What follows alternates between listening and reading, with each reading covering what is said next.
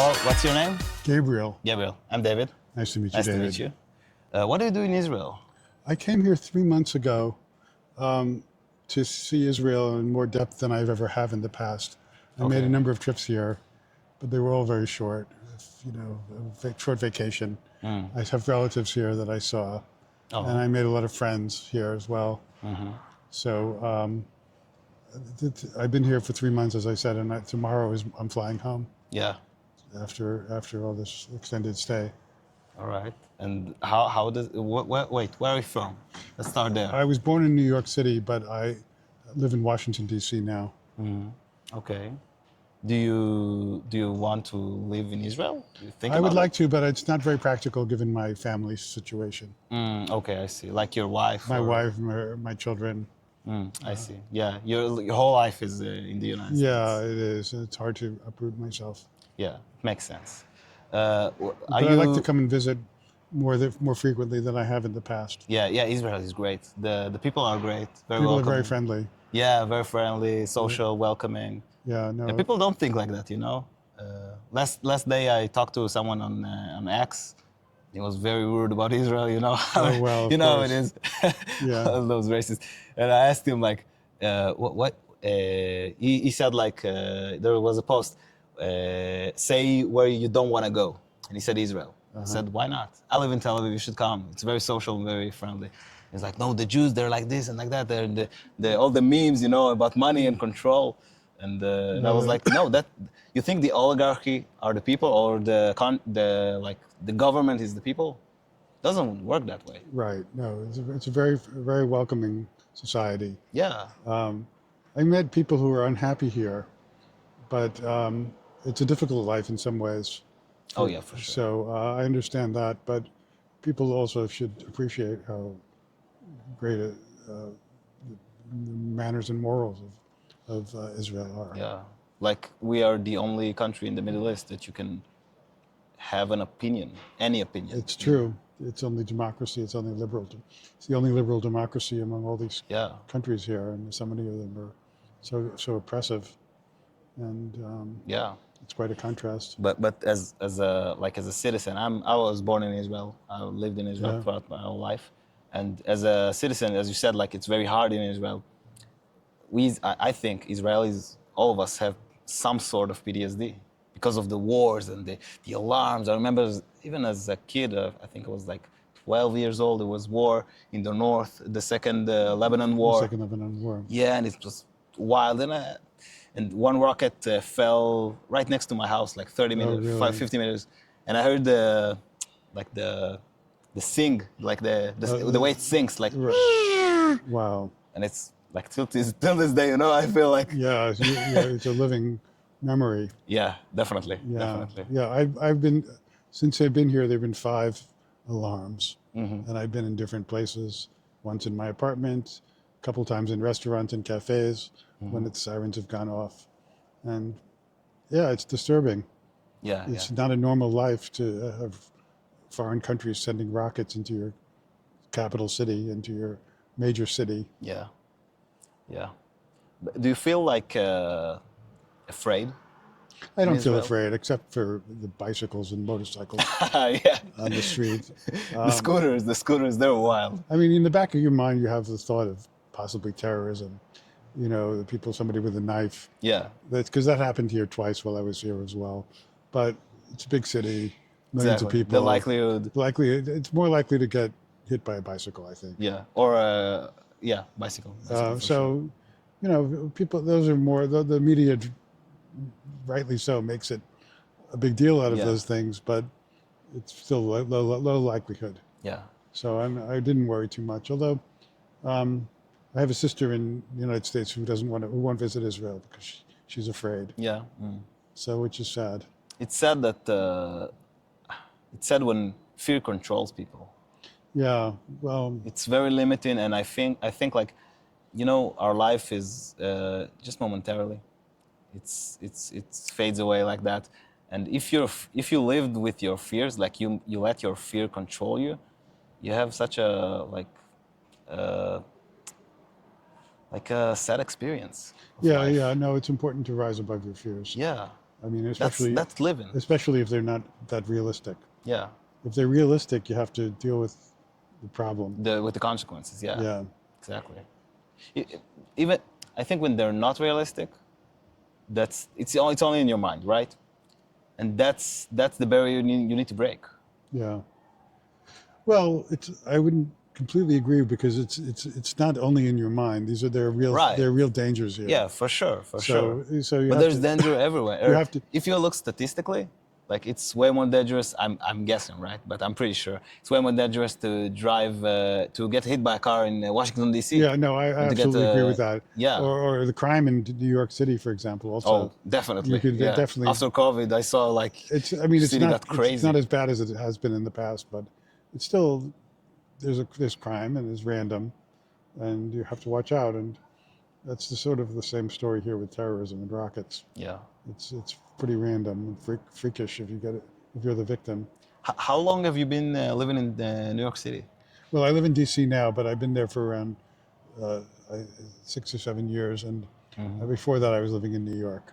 Oh, okay, I see. Yeah.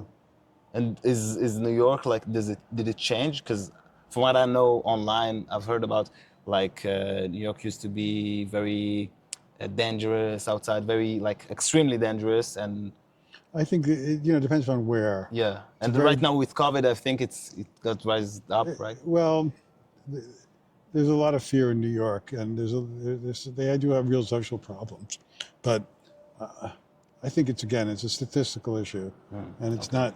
It's down from its worst period. It's not as bad as it has been. Okay. So we have crime, but if you're careful, you should be okay. Yeah, like, and don't go to the wrong neighborhood, probably. Don't go to the wrong neighborhood. Don't ride the subway at the wrong time of day. Yeah, that's really crazy. The subway. Yeah. I saw a lot of videos about the subway. Yeah. And it's like, where's the police? Where's the you can clean it up. You can make it work. It's a very big system, so it's not. Yeah. It's not that simple. It's not that simple. Yeah, I mean, you have to. The police resort. They put one policeman per train, but each train has, 8 cars. Yeah. So it's not. And each train, I don't know, goes by 50 stations. Right. So. Yeah, you need each one in each station. Yeah. Well, they do ideally. have that too. So, but each train in each station, but it doesn't cover the real territory, the full territory. It's crazy. So. What do you do for a living? I'm retired, but I was like an opinion journalist. Really? Yeah, for the last 12 years, 13 years. How did that come about? How did you find that job? Well, I've been writing my whole life. So after I had a temporary job back in 2012, and after that finished, I just became a freelance writer. I see. Did you wrote some famous books? Well, I don't know if they're famous, but I did write several books, and one of them was successful. Like what's the name of it? It's called Necessary Secrets. Okay, Necessary Secrets. It's about the relationship the tension between secrecy and openness in a democratic society, in American history. Oh, like it's talking about the occult and stuff like that? No, not at all. It's about national security secrecy. Oh, I see. It's very interesting because I understand the balance, because there are some things you can't tell to the public. Those are the They'll necessary secrets. Exactly, they'll freak out. That's the title of it. And if they'll freak out, they'll. Well, you don't want to tell your enemies many things. For sure. It's not so much the public. Yeah. You want the public to be informed. Yeah. But you don't want to inform your enemies about your war plans, for example. And sometimes you want to even inform your public with the wrong information, so that your enemy will think that's the truth. Yeah, the disinformation. Yeah, like the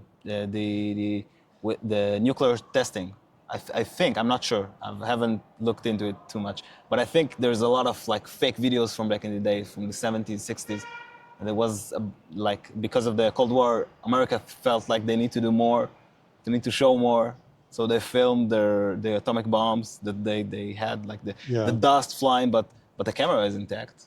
The film is all right. It's a very great distance. I don't think it was fake. Those are real tests. I don't know. I haven't looked into it too much, but it's a place you can question, what's going on, So, but it sounds interesting. Yeah, and the first book I wrote was called The Return of Anti-Semitism. Okay. and that was about obviously Obviously, the return. about how the rising anti-Semitism What in Europe, in the Middle East, and in the United States. did you went to the history of anti-Semitism? The modern history, The modern, like since since World War like the II, 20th century. 20th century. Yeah. Okay, okay. Because I want to research the entire length of all of the Well, anti-Semitism. that's It's crazy. I know it's a 2,000-year history. So yeah, I know, but it's very like interesting to know like how is it possible like this and here and there. I don't know like it's yeah, it's a long, like what's going on, you know? somewhat mystical history because it repeats again and again and becomes so horrendous. Yeah. So No, it's really horrendous. There's a lot of anti-Semitism. There's nothing in Israel really. Only once I saw a swastika in Israel. This was when I was a child. But there's nothing crazy yeah, like no, that. in the United States, there's a fair amount right now, Yeah. both left and right. So Mm-hmm. it's a problem. We're dealing with it. What do you think about your political situation? I think it's nightmarish.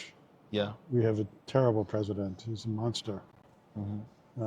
He's trampling on the Constitution. He's in foreign affairs. He's very erratic. I mean, he's betraying our ally Ukraine. Yeah. He's taking Russia's side in the war, Yeah. and he's sucking up to Putin constantly. Yeah. So I have very little good to say about him. Even with Israel, where he's been friendly to Israel, I think it's like Israel is like hugging a snake. And it could get They could get bites. Yeah. A bit. take advantage of it while they can, but Yeah. it's dangerous for Israel too. Yeah. I think the American like politics, it's too much into like it's too much show business. Less making actual difference. I don't know. We're descending into authoritarianism. Yeah. We're Everywhere, around the including world, Europe.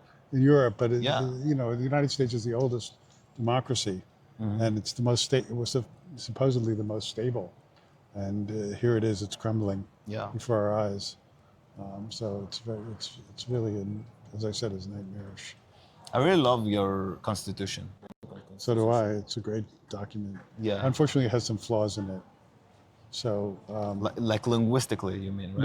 no, like provisions, like laws, like actual things it does are the founding fathers didn't foresee Yeah. certain dangers. Exactly. And so they gave the president, for example, pardon power, the power to pardon anyone who's committed a crime. Yeah. So Trump is pardoning criminals who help him. Yeah.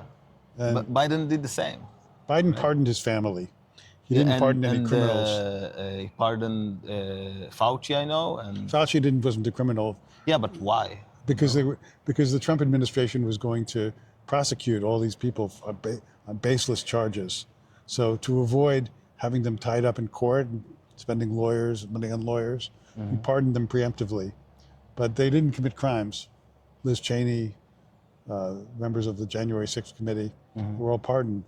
The chairman of the Joint Chiefs of Staff, General Milley. That's the thing, because when the president decides to pardon something, like for me, I'm not a citizen, obviously, of the United States, but for me, for someone from the side, it seems like they did something wrong. Well, that's always for Trump and for Biden. Yeah, for sure. I mean, not, I know that's the appearance, but it's not the reality at all. Okay. But it had that disturbing effect of creating. Yeah, because that's how yeah, it looks bad, you know. It looks bad, but in essence, it's not at all bad. It was a preemptive, necessary protection against people having their lives ruined by malicious prosecutions.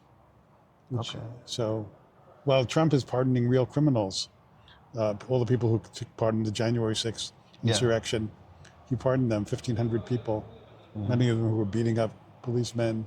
Yeah, and going into the Capitol, Going right? to the Capitol and injuring people. Yeah, I don't think that's right, because so that's been very bad. So that's a provision of the Constitution that we would like to get rid of. Then we have also the Second Amendment, which gives like almost an absolute right to carry a weapon. Yeah, That's.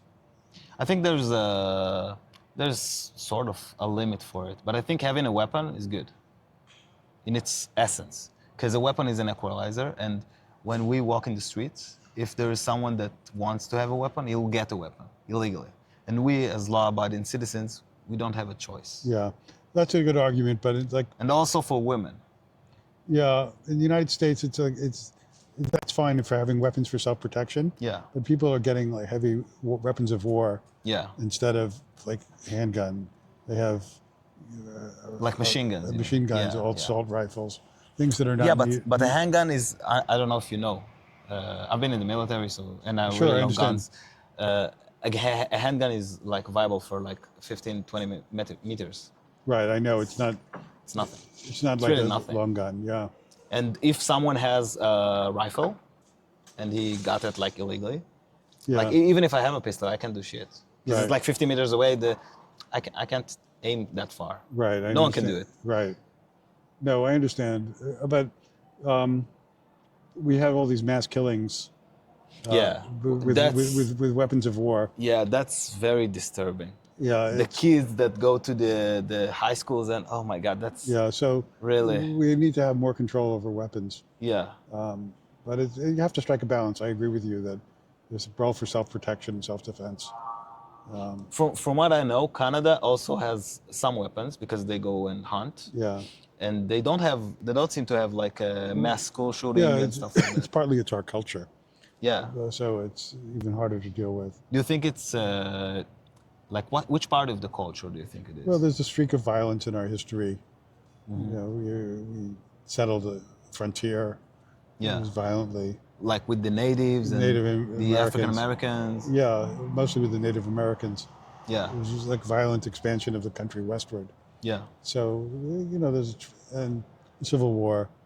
So people fighting against each other, bloody wars. So there's a living tradition of violence, and it persists.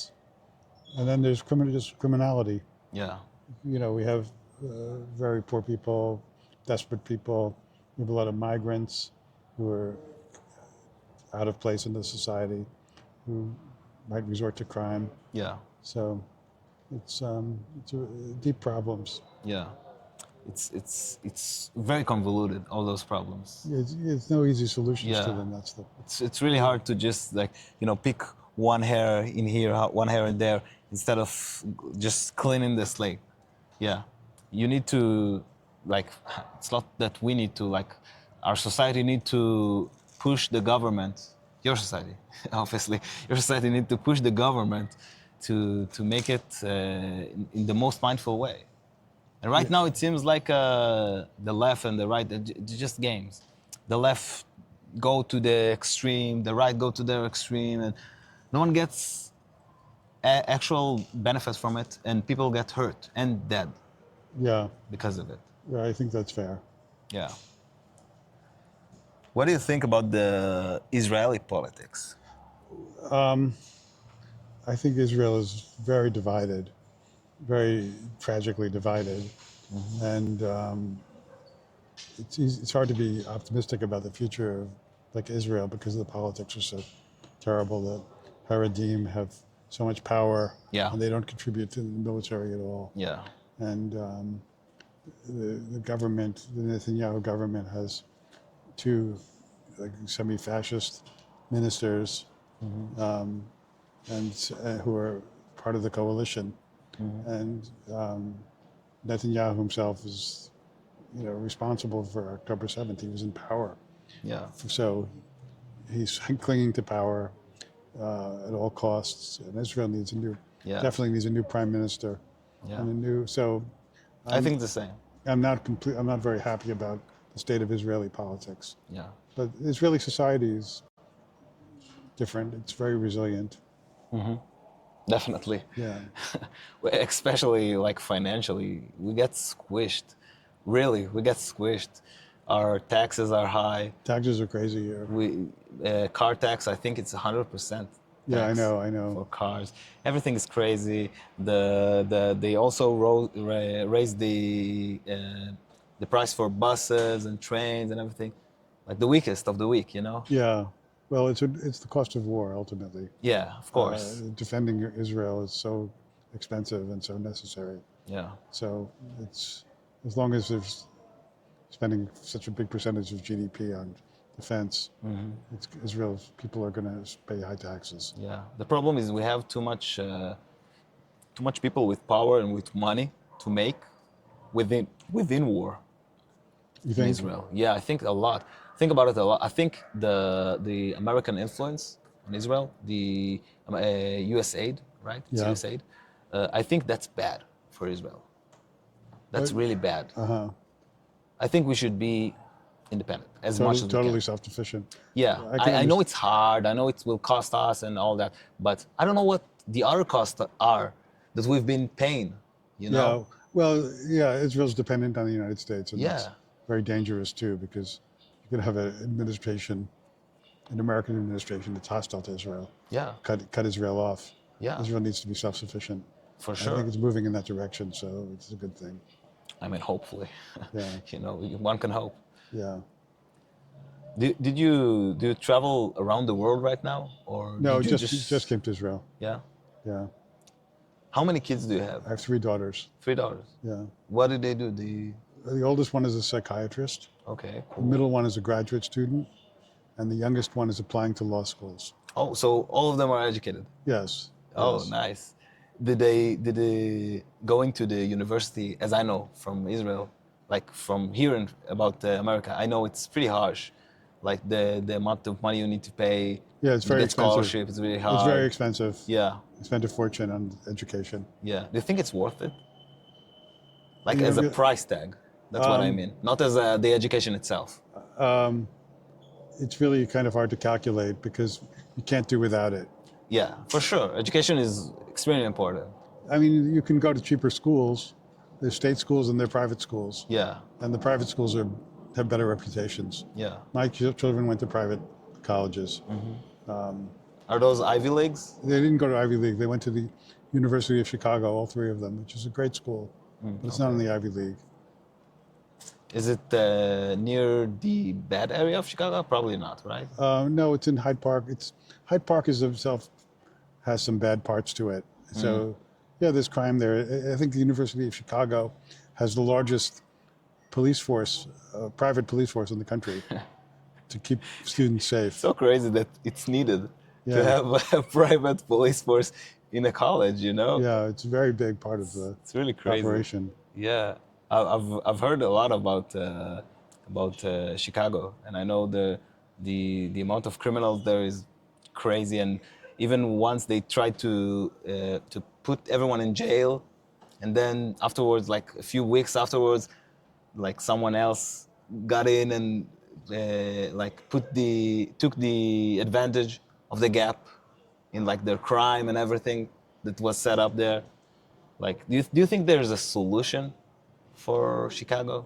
Well, in human affairs, there's no perfection. So Yeah, there's no solution. There's a struggle. You can make things better at the margin. yeah. You can't really solve problems. You can ameliorate them. Well, I guess so. Also, you know, I have a question for you. I want to write a book, really, and I have a few ideas. How should I tackle writing itself? It's very hard to advise you because I find it extremely difficult myself. Yeah, Yeah, I've been doing it my whole life, and it's never easy. It's a struggle. Every word is a choice. yeah, You have unlimited choice, yeah. and And that's a fork, and now you need to go with that way. yeah, it's- All of my writing have been like very motivated. When I'm motivated, I'm just writing, yeah. spitting everything to the paper, and it's just not organized at all. And Well, the key is to. I mean, if that's the way you move, you operate, is to write like that, and then afterwards you edit it Yeah. multiple times, Okay. not just okay. once. So I'm in the right direction. I think so. I Getting guess. your thoughts on paper is a really hard part of it. Yeah. And then organizing it is less difficult than actually producing the first. Something. Yeah. Yeah. And reading a lot is important, so you sort of know what's good, what works, Yeah. who are the good writers. Yeah. What makes you feel like connected to the content and Yeah, everything. yeah. So know? reading is extremely important part of writing. I think reading is like extremely underrated because I think in our society no one reads. Yeah, reading is Libraries are like they're not closing, but they're pretty. They have everything's no one in libraries. everything's online, which is part Yeah. of the problem. And So like I don't know, like I wish more people read. yeah, Do you have do you have like a tip to inspire people? Like how if they want to start reading, I what should they don't. do? You don't? I don't. I haven't thought about it. Yeah, Because I wish I could. no one's I asked also me. don't have. You're the first person to ask me that, so I don't have an answer. Well, thank you. Okay. Thank you very much. Yeah, it's been a It pleasure. was really a pleasure. Okay. Bye, Good luck. everyone. Good luck with your project. Thank you.